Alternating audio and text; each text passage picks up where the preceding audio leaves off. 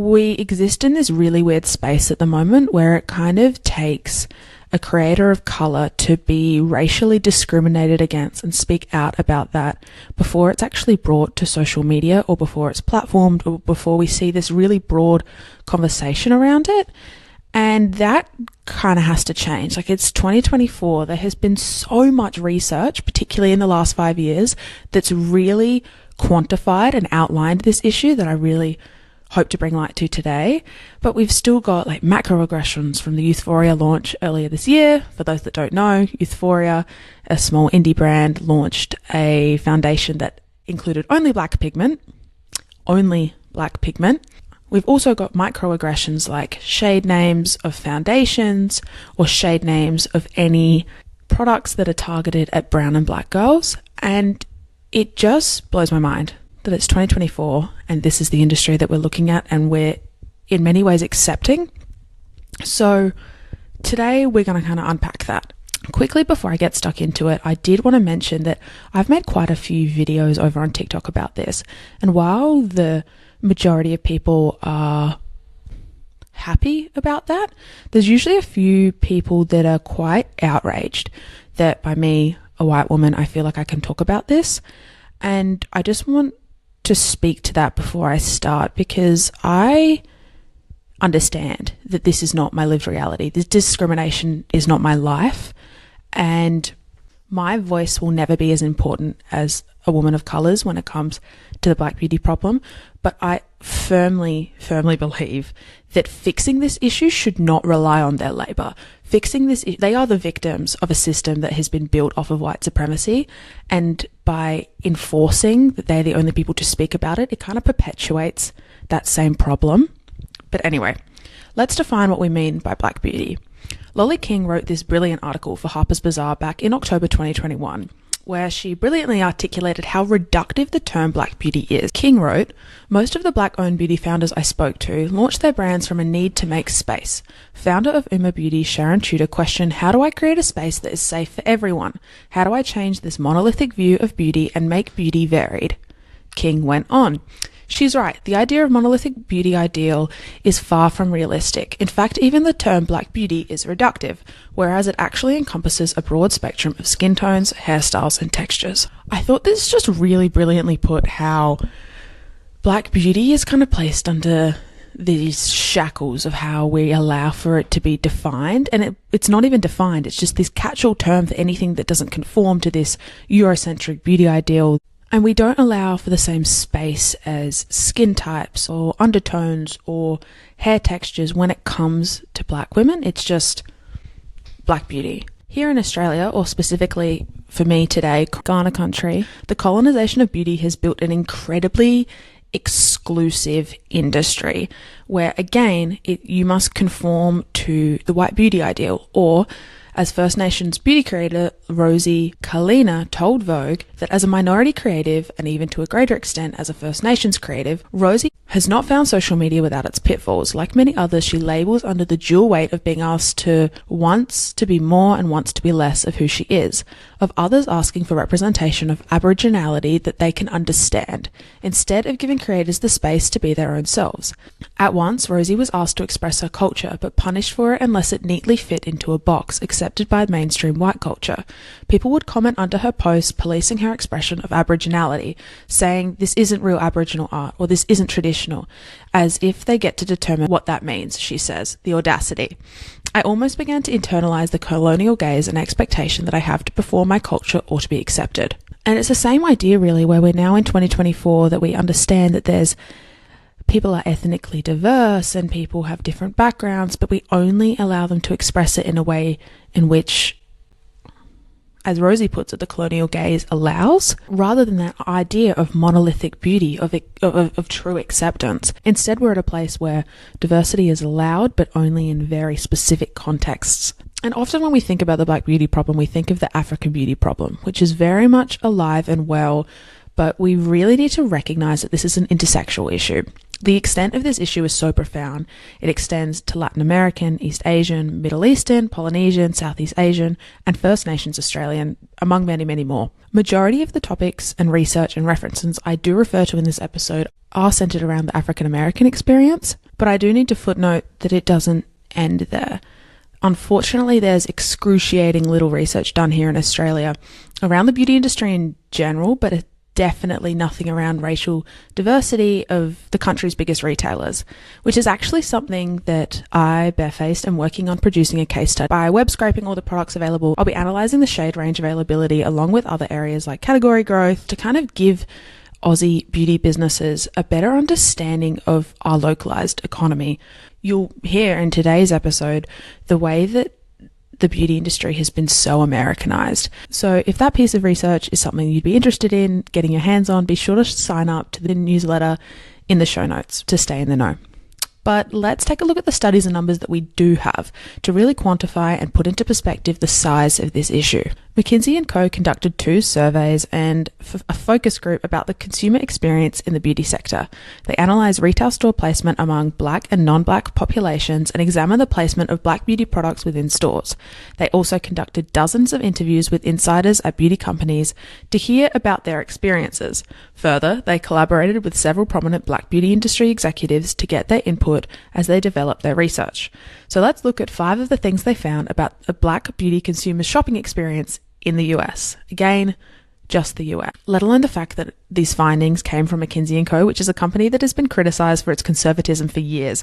So it's likely that all of these figures are a baseline, and they're a baseline again because they're US specifically. Like quadruple this to understand the magnitude of this problem. Anyway, point 1. Black consumers are offered a drastically smaller amount of product options. 47% of our survey respondents said that they typically buy beauty products at a mass market retailer or a grocery store, yet only 13% said it's easy to find beauty products that meet their needs there. Moving on.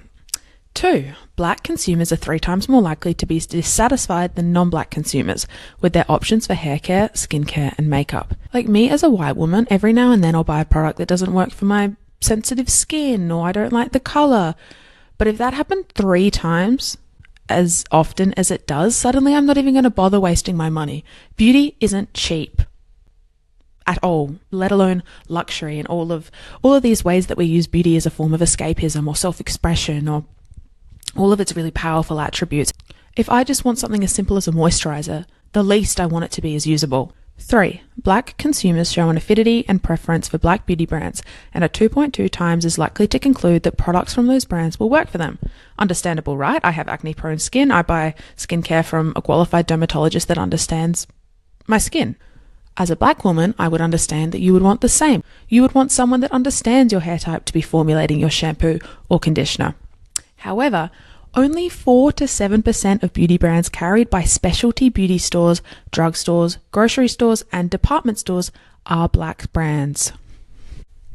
To make this point even worse, of the 45 Black-founded beauty brands, McKinsey & Co. identified that there were 9 that were not Black-owned. Those 9 generated 82% of the total annual revenue of those 48 brands, meaning that the 36 Black-founded and Black-owned brands made up only 18% of that revenue. Point 4. Black consumers have a drastic lack of product availability in stores. On average, Black consumers travel 3.36 miles more to a specialty beauty store, about 21% further than white consumers. So at this point, if I was a Black consumer, I would be traveling way further to get somewhere that is only going to have 4 to 7% of brands that are made by someone who actually gets what I need. And then if I do decide to buy something, I'm going to be 3 times as likely to not even work on me. Like, huh?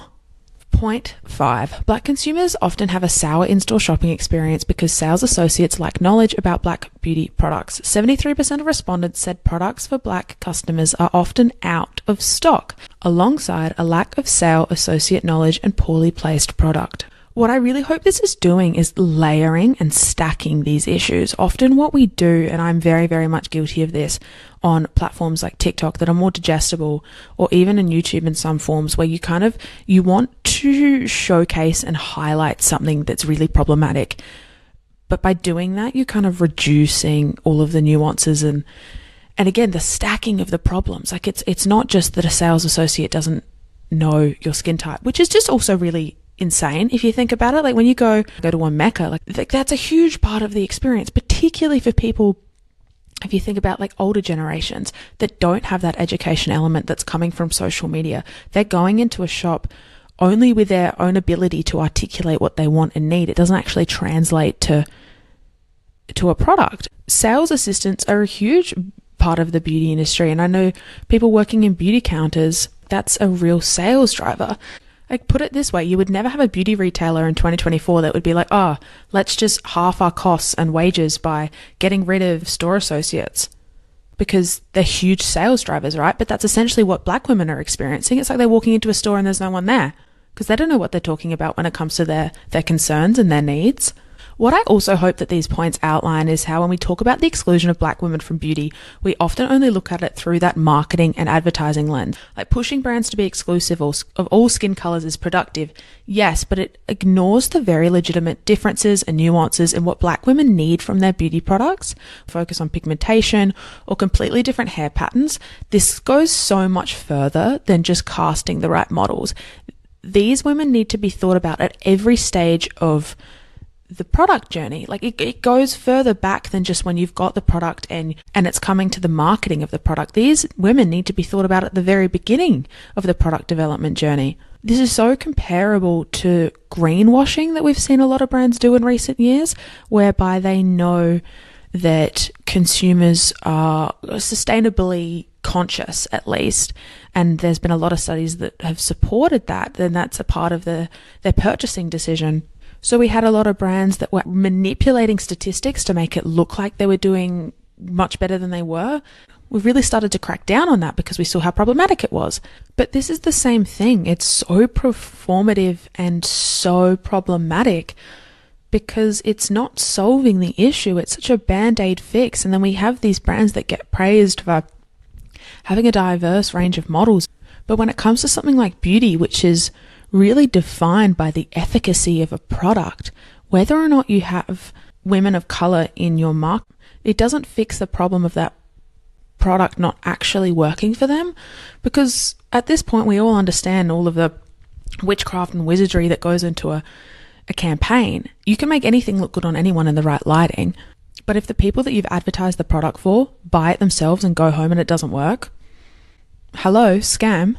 Now let's have a look at the history. So beauty has been around for several millennia, so I'm not even going to try and attempt to give you a snapshot of the history of Black beauty. Someone that did do a really good job of that was episode 1 of the Black Beauty Effect on Netflix. They do a really great kind of whistle-stop tour of the foundation of inclusion for Black women in beauty in the US, and I highly recommend you giving it a watch. It's very entertaining. Coming to think of it, it would also be great as a podcast if you just want to plug in and tap away and do some emails or something. But anyway, they do a great job of it. I'm not going to attempt to. But what I do want to walk you through is the last 35-ish years from like a pop culture perspective to give you an understanding of the recency of Black beauty from an availability point of view. Because I think sometimes when you go really deep into the history, you can see all of the people that were really impactful in creating the product, but creating the product is only like the very, very first domino. So we're going to start in the 90s. In 94, after forging her way as one of the first Black models, Iman launched a beauty line, which was specifically catered to women of color.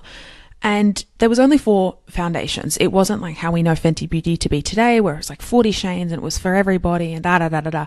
It was specifically for Black women, and that was monumental. But what made it even way more significant was the fact of where it was available. So it launched in department stores such as JCPenney and Walgreens, which I hope I'm getting this right.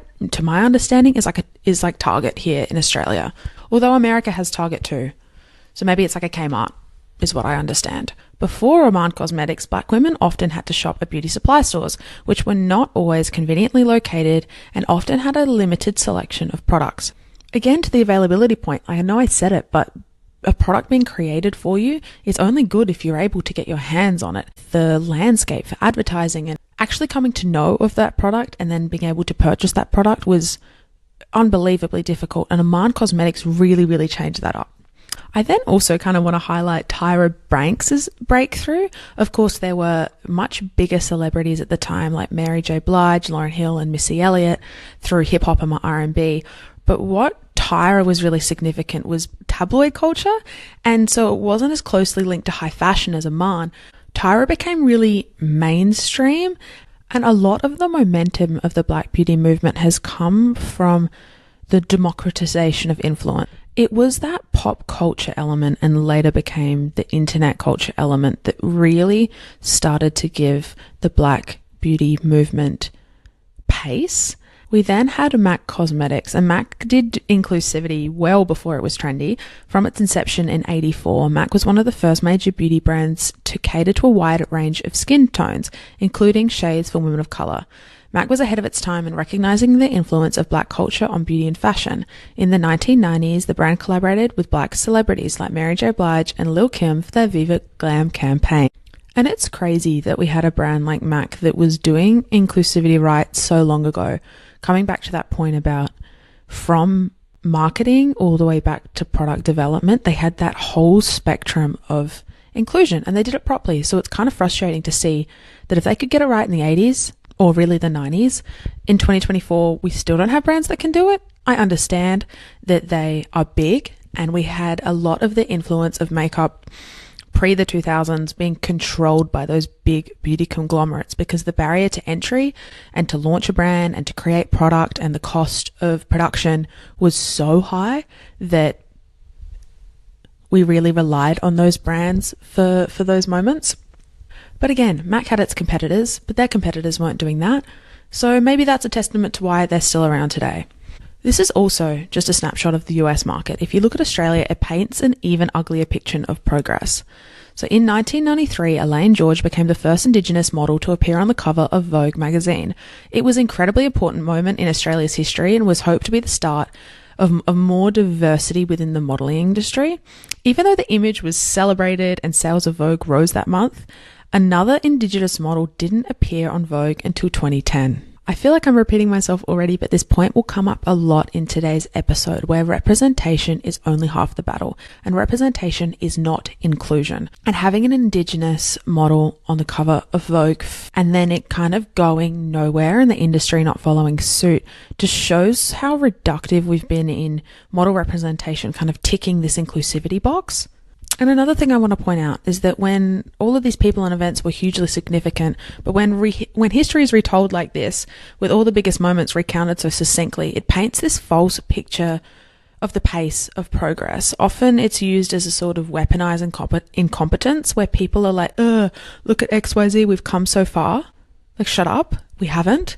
And I think that stat about Elaine George being the first Indigenous Australian on the cover of Vogue and the only for 17 years really showcases that. What's interesting to just understand here is the way that before the 2000s, most of these movements were controlled by people in the public eye, like big celebrities or really big brands, again to that point of cost of entry. And this was the case for most of pop culture, which made it like really exclusive and really slowed down the demand for an inclusive industry. But then we get to the 21st century and that all starts to change. So in the 2000s, Black-owned beauty brands became a lot more prominent. In 2002, we got Nairobi Professional. In 2003, we got Curls, and we started to see a Black beauty industry actually form. The late 90s and early 2000s, we also started to have brilliant makeup artists like Sir John, Pat McGrath, that really, really altered the industry. And before researching for this episode, I never actually understood truly the importance and the significance of makeup artists. What I didn't get is how makeup artists were the OG trendsetters and they were the OG beauty gurus. Without Black makeup artists, there would be runways with Black supermodels. Yes, as we started to see this in the 80s and 90s, that those models wouldn't have embodied the show the way that white models did, and therefore their work would be undermined for it. This has and would have drastically reduced the cultural impact of Black supermodels by not giving them the same platform. But it's more than that, because beauty's power lies in the ability for self-empowerment and expression. Without makeup artists showcasing how to shape the face, or best eyeshadow colors and lip shades and brow shapes and brush shades for a deeper complexion, the introduction of a deeper foundation would be as half as monumental. Because I'm sure we can all attest to having a beauty product at home that even though you have it, doesn't mean you know how to use it. These makeup artists altered the industry from one that had a few Black supermodels on the runway to creating trends with Black women at the center. And that's that pop culture element, because if you think now, Most people don't just go home and randomly be like, oh, I want to experiment with color. I want to experiment with makeup. You have to see it first. Like, there aren't many of us that would just randomly be like, oh, I suddenly want to use a blue eyeliner. But if you see it on the runway or you see it on Pinterest and you see the way that it looks like someone that looks like you, it creates that desire to create. It fosters that want to express yourself. And that's where these artists were monumental. We then get to 2005 and YouTube launches. Black creators like Napshul85, aka Whitney White, Tiara Monet, Jackie Aina, Curly Penny, Mahogany Curls were revolutionary, as were Latinx creators like Dolce Candy and Yuya, or Middle Eastern creators like Huda Katan, Nepali creators like Promise Fan, Filipino American creators like The Heart Defensa. Their influence cannot be understated. Beauty YouTube democratized beauty education. Before, to truly understand how to sculpt your face, other than just spending hours experimenting or going to something like a beauty school, that education was really, it didn't exist. You just had to learn by doing, which is still the case. But by giving that access to information and sharing tutorials, product reviews, and tips tailored specifically to black hair and skin, this was crucial during a time where mainstream media often overlooked or misrepresented black beauty needs. Again, to the representation and visibility point, the platform allowed black creators to showcase their unique styles, talents, and experiences, providing visibility for diverse beauty standards, which helped them change the narrow definitions of beauty presented in traditional media. And then what we saw as the influence of YouTube built over time was this real community building. Like, YouTube fostered a sense of community, period, but particularly in the beauty industry, whereby it created this two-way dialogue with brands. Because once we got to the point where brands accepted its significance, they had to actually realize that it was this two-way conversation whereby they could tell you and talk to you about why you needed a product, but you were also able to speak back. And so we had these creators really fostering that community to push brands to do better. And it also it meant that brands couldn't ignore the need anymore. Like, it was so visible, because there were comment sections, there were Reddit threads. Suddenly there was this record, all of the people that were being missed, all of the money that was being left on the table, to be frank, like the business opportunity, which again, we'll get into later. But it truly influenced product development in a way that we'd never seen before. The popularity of creators of color on YouTube caught the attention of beauty brands, leading to increased demand for products tailored to their specific needs. Brands began to recognize the importance of inclusivity and representation, and we also saw ethnically diverse creators really get platformed, because we saw how people appreciated their creativity and what they brought to the table. The general public never wanted to exist in an industry where everyone looked the same and therefore was creating the same shit. Like, it was so boring. So people were actually on YouTube seeking out creativity, particularly in the early makeup days, where people were attracted to the different looks, the experimentational stuff.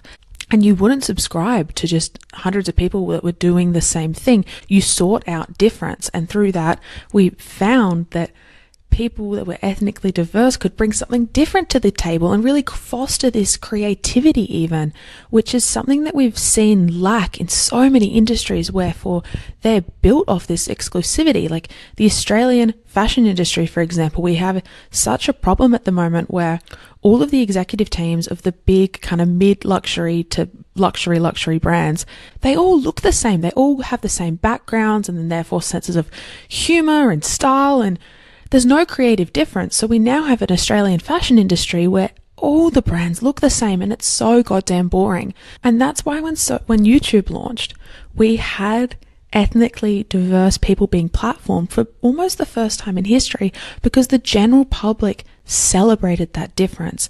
They sought out the creativity that they were lacking in mainstream culture. All of this momentum brings us to the 2010s, where McKinsey & Co stated that the number of beauty brands in the market have nearly doubled in the last decade alone, which really shows the pace of this being picked up when the influence is given to the public, for all the reasons I just mentioned. But then we have the revolutionary Rihanna's Fenty Beauty launch, which offered an unprecedented 40 shades of foundation from launch. This was honestly something that we had never seen before. Before, if a brand were to be inclusive, it would always be a journey in getting there. It would they'd do a pre-launch of 10-ish shades, which were always predominantly white, let's not joke.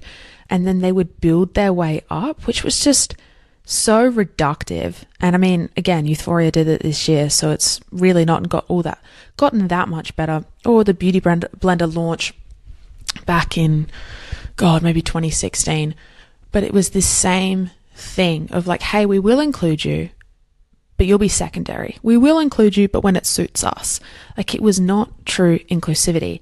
And then Rihanna came and changed all of that. She literally shifted what was accepted for the industry because she proved it was doable. She proved that hey, you have no excuse. Really, it's the same that we see. This is a bit of a tangent, but Brittany Lee Saunders with her brand Fate, she has a podcast episode where she was talking about how her as a small business, she's a small fashion business, she's size inclusive. I'm pretty sure they go from sizes 6 to 26, and she proved that it's doable.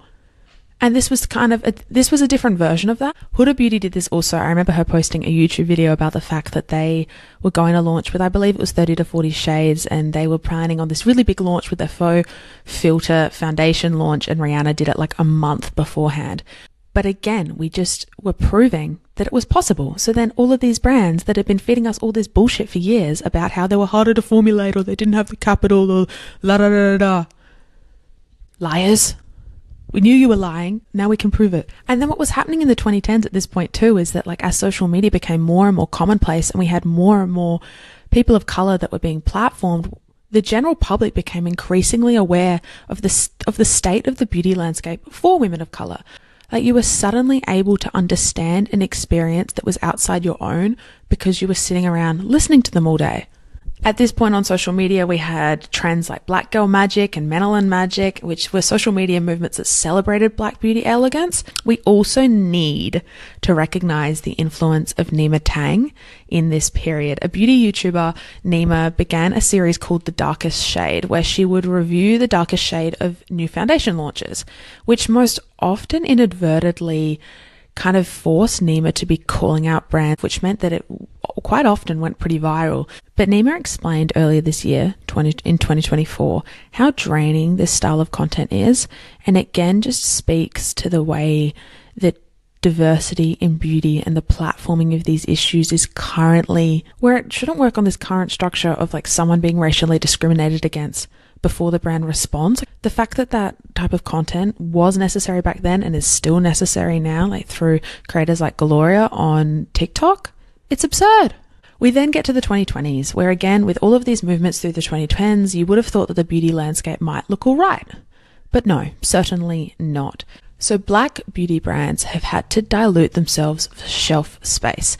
Aurora James, an unbelievable activist I will introduce properly in a little bit, told NPR that when she was trying to get brands on board with her 15% pledge, which was this idea that retailers at a minimum, the percentage of quality Black products on shelves can be increased at a minimum to reach parity with the share of Black representation in the US population. Aurora James told NPR that in speaking to retailers while trying to get them on board, she found that majority of retailers are pretty low. 1 to 0% in some cases, she said. Again, mentioning that this is only in the US. Think about what these numbers would be in Australia. We also had in 2020 a study titled Because You're Worth It, a study of labels of women's foundations, investigating foundation shade names in 20 products to find that dark shades were largely named after the least valuable substances and objects, while lighter shades were labeled after decorative, valuable, and precious objects. The Naked Truth, a data journalism piece by The Pudding with story by Ofane Amaka and data and code by Amber Thomas, exposed how the names of over 6,800 complexion products can reveal bias in beauty. And they found the same results, which is just insane because the more studies you read about this, the more patterns of microaggressions you find. And again, to the point that I mentioned at the start of just the stacking of problems among problems. And it has built this industry that is just against everything that beauty is so powerful at. Beauty is such an incredible opportunity whereby in every day, the time that you spend, whether it just be having a shower or doing your makeup or washing your hair. It's a time in the day where you're at the center, you're at the core, let alone all of the ways that it can be so expressive. It's just so heartbreaking that so many people have been excluded from that.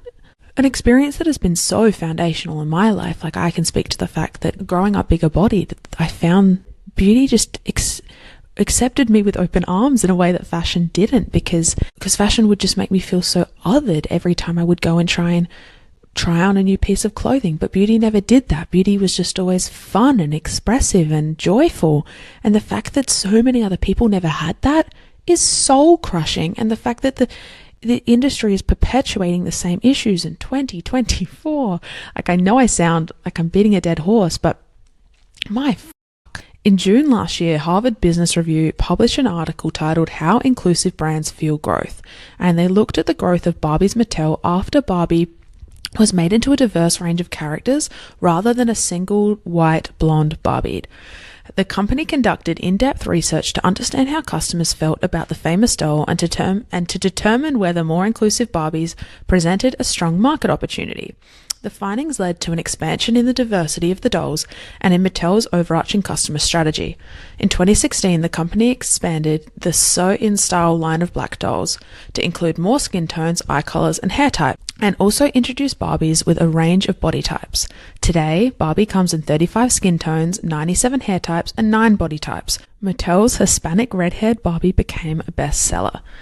Barbie's revenues increased 63% from 2015 to 2022. Before the boost of the film, which is such an important look at the way that when we talk about inclusivity in beauty, this is so much bigger than just an ethics or morals conversation. Of course, that's at the foundation, but this is a business opportunity. Black women and women of color have money and they want to spend it. Stats like this from the Barbie piece I just read just proves the money opportunity here, the business opportunity. So, if inclusivity fuels growth and there is an overwhelming gap in the market for black beauty, why hasn't it been filled?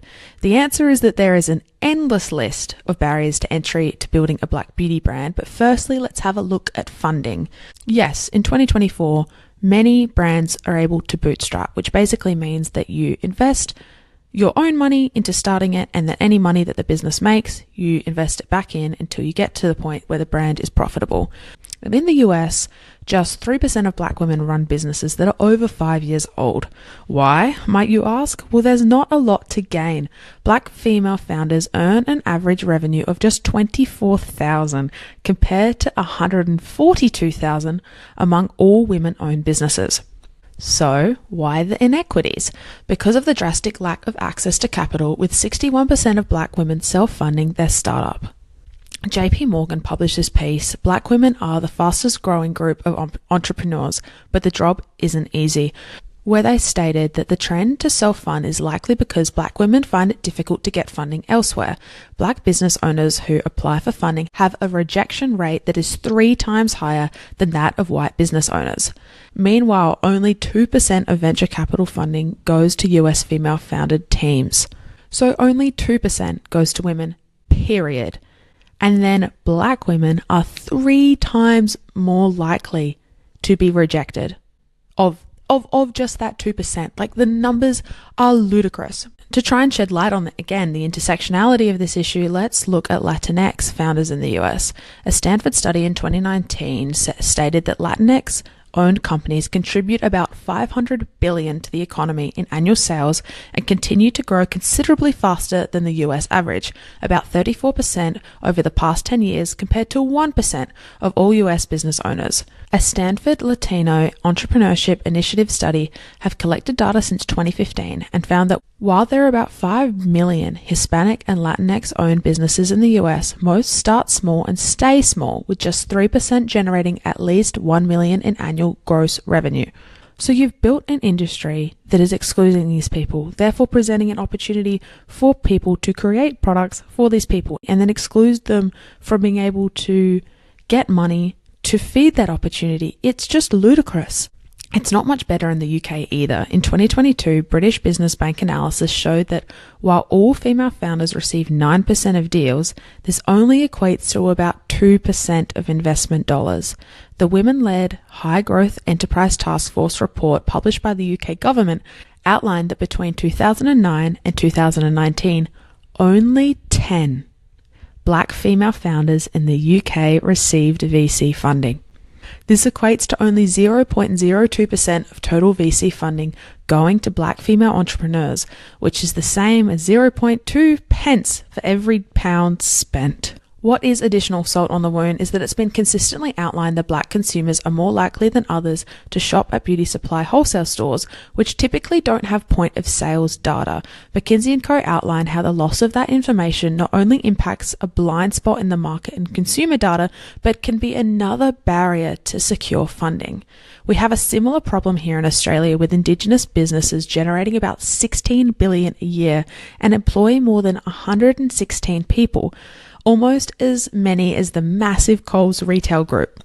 For $16 billion a year, we hear so little about First Nation businesses, and The Conversation wrote a piece on this and listed data integration as an issue perpetuating this lack of understanding. That same 2022 University of Melbourne study found that Indigenous contribute over $4.2 billion in wages, which supports this other statistic that First Nation business owners are 100 times more likely to hire other First Nations people and are much more likely to support other First Nations businesses. Building a beauty brand in any of these climates is just wild, as if you think of a room made up of the average beauty executives globally, personally, I can't envision a single black person in that room, let alone black woman. A 2021 report by McKinsey & Co. titled Race in the Workplace, the Black Experience of the US Private Sector, shows that if this current inequitable trajectory continues, it will take about 95 years for black employees to reach talent parity across all levels of the private sector. What this means for beauty is that non-black employees are in charge of the future of black brands. They decide what brands to sell, how many products to buy, where to place them in store, how to educate staff, where they sit on websites, what promotional activity they are involved in, and the list goes on. So while the ability to get funding and start a business is a huge issue, it's not the only issue, because you'll then, suppose you are part of that 0.02% in the UK, you then rock up to a Sephora buying meeting, or you rock up to a Boots buying meeting, and you're presented with people that aren't able to empathize with what you're doing, or they aren't able to see the product market fit because they aren't black. Lisa Price, who founded Carol's Daughter in '93, told McKinsey & Co. that one of the hardest things when she was getting started was trying to get people, whether they were potential retailers, partners, or investors, to empathize. She said that the biggest challenge for being a black founder was not being able to find people who could identify with the challenge of being a black founder. You have to figure out a way around it. You have to figure out a way to make it work. You have to figure out a way to convince people. As a white beauty founder, if I rock up to, again, use the example of those retailer meetings, I'm able to show you my product and talk to you by trying to provoke in you the emotion that I want from my customer, which is demonstrating that need, therefore convincing you to purchase the product and to stock it. If I'm trying to create a product specifically for black needs and there's not a black person in that room, but you get to decide whether or not that product makes it on the shelf, hello, problem. Hopefully all of this paints a picture of the state of the industry, because I want you to understand the gravity of some of the movements that I'm going to outline now that black women are putting in overtime to achieve. So the 15% pledge that I mentioned earlier was started by Aurora James in the wake of the reckoning sparked by the murder of George Floyd. She knew that the push for racial justice needed to include addressing the black-white wealth gap. As black squares flooded social media feeds and corporations vowed to do better when it came to diversity, James saw an opportunity for companies to take real action and back up their pledges. In the years since, the 50% pledge has gotten over 28 retailers to take the pledge, shifting almost $14 billion of revenue to black-owned businesses. With powerhouses like Emma Grede on the board, there is no question that this non-for-profit is going to be one of the movements to cause cosmic impacts to this issue. Another one I want to highlight is Pull Up or Shut Up. Started by Sharon Tudor in 2020 and was born out of a similar frustration. Sharon is also the founder of Uma Beauty, which I also referenced at the start in the Lolly King Harper's Bazaar article. Tudor posted a video to her Instagram the day after Blackout Tuesday. This movement was and still is so significant because it forced brands to move away from their PR BS of inclusivity. Within 72 hours, without the boost of any celebrities or influencers, over 30 companies had pulled up. Among them, Sephora, Ulta, Tatcha, L'Oreal, Beauty Bakery, and Kylie Cosmetics. In this piece for Refinery 29, they wrote that since launching Pull Up or Shut Up, Tudor has effectively put her money where her hashtag is, launching Make It Black, a charity that partners with brands to deliver all black branded product lines, with 100% of the net proceeds delivering grants to black businesses. The first edition raised over $400K in grants that was given to 8 black female founders. There's no questioning that black founders and visionaries like Tudor and James are doing unbelievable work and not only spreading the message of black beauty problem, but actively reducing the friction and therefore excuses for brands to really make impactful change. However, the move towards an inclusive beauty industry should not rely on their work and voices alone. So yes, it is true that a lot of the improvements needed to work towards a more inclusive beauty industry does need to come from the top, but big brands make decisions on what to go to market with on the basis of the needs of the market. And it's very important to not forget that we are the market. So be honest with yourself, educate yourself, and take a look at the brands that you shop from and the creators that you follow and the voices that you amplify on social media. I will be the first to say that a few years ago I did this, and I quickly realized that the creators I was following didn't reflect back to me the beauty industry that I wanted to be a part of. Also, go further and educate yourself. In a second, I'll list a bunch of resources that I highly recommend you checking out. And a bunch of the articles I've listed today will be listed in the show notes. Like, go and have a look yourself. I urge you to even just have a skim over some of the statistics, particularly that McKinsey & Co. one. Personally, I'm a numbers person, so when I see all of this stuff quantified, it just blows my mind. And also, there are so many brands that are doing true innovative work. I'll speak to it in a second, but it might feel like an effort in the beginning to seek those brands out. But once you do, you'll see so quickly kind of the true innovators versus this kind of commercial fallback that we get so used to in industry. So many of the biggest beauty brands are owned by like one of 3 giant conglomerates, and that just becomes your understanding of the industry as a whole. But again, thanks to social media and thanks to e-commerce, as the barrier to entry of launching brands is reduced, we're seeing so much in the indie space, and so many brands are really rocking up to change things up, and it's just so fucking exciting. And another solution suggestion, and I use solution loosely because it's not just kind of we do one thing and it fixes everything, but is this idea of a shade mandate. During the mindfuckery of the Euphoria Foundation saga early this year, the Lipstick Lesbians made a brilliant video on the topic and mentioned this idea of a shade mandate from retailers. This is an instance where call-out culture is helpful because absolutely products like this should never have seen the light of day. They never should have been created in the first place. But the fact that they made it onto shelves is like an additional issue. That's like taking it another step forwards. So the suggestion of a shade mandate is so brilliant because so many brands rely on the distribution of mega retailers like Ulta. I believe it was in the case for the Euphoria situation, the distribution of the problem, the platforming of the problem. So these products making it onto shelves is in the hands of buyers. If retailers had a shade requirement, a shade baseline, that would hopefully fix at least some of these issues.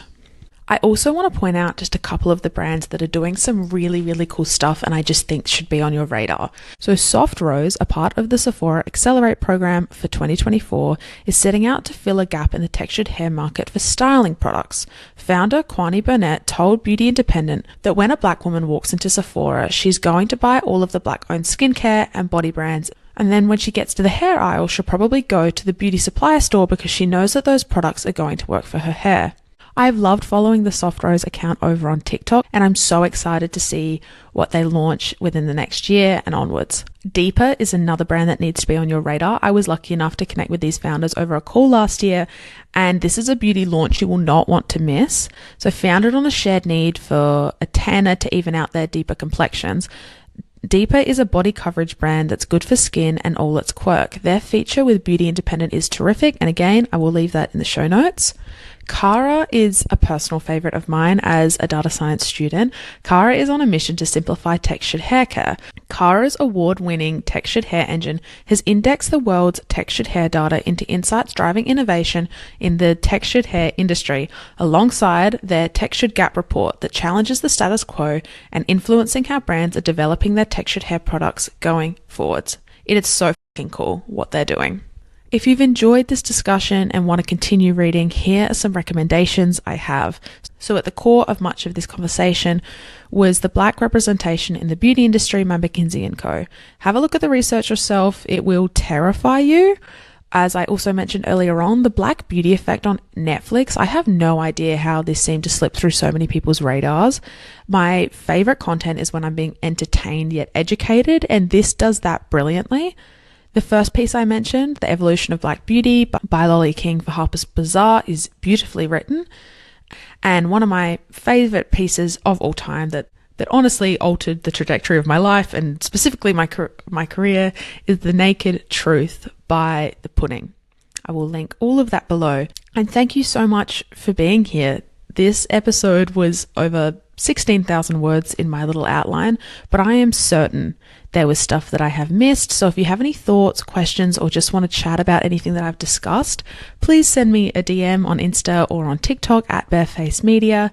And if you enjoyed this episode, I would love if you could please share it to your Instagram story, as I would love for like-minded people to find this episode and hopefully come back next week for episode 2 of the Barefaced Podcast. Thank you so much for being here. I really appreciate it. This was a lot of fun, and I'm really excited to see what this podcast can become.